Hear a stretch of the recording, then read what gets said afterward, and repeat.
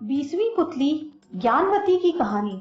राजा विक्रमादित्य सच्चे ज्ञान के बहुत बड़े पारखी थे तथा ज्ञानियों की बहुत कद्र करते थे।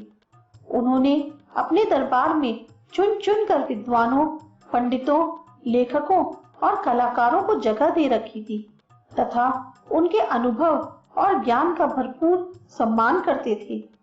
एक दिन वे वन में किसी कारण विचर रहे थे तो उनके कानों में दो आदमियों की बातचीत का कुछ अंश पड़ा। उनकी बात समझ में आ गया कि उनमें से एक ज्योतिषी है तथा उन्होंने चंदन का टीका लगाया और अंतर्ध्यान हो गए। ज्योतिषी अपने दोस्त को बोला, मैंने ज्योतिष का पूरा ज्ञान अर्जित कर लिया है और अब मैं तुम्हारे भूत, वर्तमान तथा भविष्य के बारे में सब कुछ स्पष्ट बता सकता हूँ।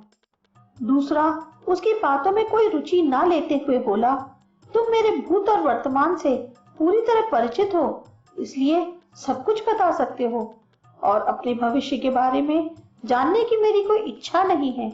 अच्छा होता तुम अपना ज्ञान अपने तक ही सीमित रखते। मगर ज्योतिषी रुकने वाला नहीं था। वह बोला, इन बिखरी हुई हड्डियों को देख रहे हैं? मैं इन हड्डियों को देखते हुए बता सकता हूँ कि ये हड्डियां किस जानवर की है तथा इस जानवर के साथ क्या क्या बीता। लेकिन उसके दोस्त ने फिर उसकी बातों में अपनी रुचि नहीं जताई। तभी ज्योतिषी की नजर जमीन पर पड़े पदचिन्हों पर गई। उसने कहा, यह पदचिन्ह किसी राजा के हैं और सत्यता की जांच तुम खुद कर सकते हो। ज्योतिष के अनुसार राजा के पांव में ही प्राकृतिक रूप से कमल का चिन्ह होता है जो यहाँ स्पष्ट नजर आ रहा है। उसके दोस्त ने सोचा कि सत्यता की जांच कर ही ली जाए, अन्यथा यह ज्योतिषी बोलता ही रहेगा। पद चिन्हों का अनुसरण करते करते वे जंगल में अंदर आते गए। जहाँ पद चिन्ह समाप्त होते थे वहाँ कुल्हाड़ी लिए एक लकड़हारा खड़ा था तथा कुल्हाड़ी से पेड़ काट रहा था। ज्योतिषी ने उसे अपने पांव दिखाने को कहा। लकड़हारे ने अपने पांव दिखाए तो उसका दिमाग चकरा गया। लकड़हारे के पांव में प्राकृतिक रूप से कमल के चिन्ह थे। ज्योतिषी ने जब उससे उसका असली परिचय पूछा तो वह लकड़हारा बोला कि उसका जन्म ही एक लकड़हारे के घर में हुआ है तथा वह कई पुश्तों से यही काम कर रहा है। ज्योतिषी सोच रहा था कि वह राजकुल का है तथा किसी परिस्थितिवश लकड़हारे का काम कर रहा है। अब उसका विश्वास अपने ज्योतिष ज्ञान से उठने लगा। उसका दोस्त उसका उपहास करने लगा तो वह चिढ़कर बोला, चलो चलकर राजा विक्रमादित्य के पांव देखते हैं। अगर उनके पांव पर कमल चिन्ह नहीं हुआ तो मैं समूचे ज्योतिष शास्त्र को झूठा समझूंगा और मान लूंगा कि मेरा ज्योतिष अध्ययन बेकार चला गया। वे लकड़हारे को छोड़ उज्जैनी नगरी की ओर चल पड़े। काफी चलने के बाद राजमहल पहुंचे। राजमहल पहुंचकर उन्होंने विक्रमादित्य से मिलने की इच्छा जताई। जब विक्रम सामने आए तो उन्होंने उनसे अपने पैर दिखाने की प्रार्थना की। विक्रम का पैर देखकर ज्योतिषी सन्न रह गया। उनके पांव भी साधारण मनुष्यों के जैसे पांव थे। उन पर वैसी ही आड़ी तिरछी रेखाएं थी। कोई कमल चिन्ह नहीं था। ज्योतिषी को अपने ज्योतिष ज्ञान पर नहीं बल्कि पूरे ज्योतिष शास्त्र पर संदेह होने लगा। फिर राजा से बोला, ज्योतिष शास्त्र कहता है कि कमल चिन्ह जिसके पांव में मौजूद हो वह व्यक्ति राजा होगा ही, मगर यह सरासर असत्य है। जिसके पांव पर मैंने ये चित्र देखे वह पुश्तैनी लकड़हारा है।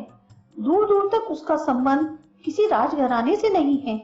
पेट भरने के लिए जी तोड़ मेहनत करता है तथा हर सुख सुविधा से वंचित है। दूसरी ओर आप जैसे चक्रवर्ती सम्राट हैं जिसके भाग्य में भोग करने वाली हर चीज है, जिसकी कीर्ति दूर दूर तक फैली हुई है। आपको राजाओं का राजा कहा जाता है मगर आपके पांव में ऐसा कोई चिन्ह मौजूद नहीं है। राजा को हंसी आ गई और उन्होंने पूछा, क्या आपका विश्वास आपने ज्ञान तथा विद्या पर से उठ गया? ज्योतिषी ने जवाब दिया, बिल्कुल, अब मुझे रत्ती भर भी विश्वास नहीं रहा। उसने राजा से नम्रता पूर्वक विदा लेते हुए अपने मित्र से चलने का इशारा किया। जब वे चलने को हुआ तो राजा ने उसे रुकने को कहा। दोनों ठिठक कर रुक गए। विक्रम ने एक चाकू मंगवाया तथा पैरों के तलवों को खुरचने लगे। खुरचने पर तलवों की चमड़ी उतर गई और अंदर से कमल के चिन्ह स्पष्ट हो गए। ज्योतिषी को हतप्रभ देखकर विक्रम ने कहा, हे ज्योतिषी महाराज, आपके ज्ञान में कोई कमी नहीं है, लेकिन आपका ज्ञान तब तक अधूरा रहेगा जब तक आप अपने ज्ञान की डींगे हाँकेंगे और जब तक उसकी जांच करते रहेंगे। मैंने आपकी बातें सुन ली थी और मैं ही जंगल में लकड़हारे के वेश में आपके पास मिला था। मैंने आपकी विद्वता की जांच करने के लिए अपने पांव पर खाल चढ़ा ली थी ताकि कमल की आकृति ढक जाए। आपने जब कमल की आकृति नहीं देखी तो आपका विश्वास ही अपनी विद्या से उठ गया। यह अच्छी बात नहीं है। ज्योतिषी समझ गया राजा क्या कहना चाहते हैं। उसने तय कर लिया कि वह सच्चे ज्ञान की जांच के भोंडे तरीकों से बचेगा तथा बड़बोलेपन से परहेज करेगा।